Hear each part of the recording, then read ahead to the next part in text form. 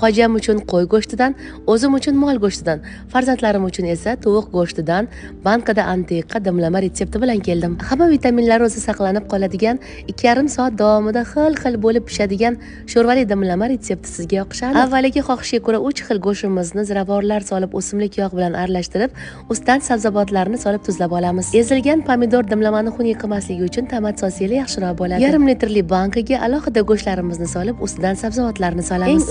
Qismiga karam soldim. Karam foydasini gapirmasam ham bilasizlar. Kichikroq lavr bargi murch solib qopqog'ini yopdim. Kastrulimizga salfetka to'shab, bankalarni joylab, ustidan muzdekkina suv quydim. Ustini qopqog'i bilan yopib, 2,5 soat davomida qaynatib oldim. Qanaqa suvli, sochni bo'lganini ko'rishinglar mumkin. Sho'rvasi o'zidan chiqdi. Bay, haqiqiy darmondori. Bu taomni tayyorlashimga ovozimdan bilgan bo'lsanglar, biroz mazam yo'qligi sabab bo'ldi. Dimlama tayyor. Retsept yoqqan bo'lsa, nodirangizni duo qilishni unutmang. Yaqinlaringizga tayyorlab berib, o'zingiz ham duo oling.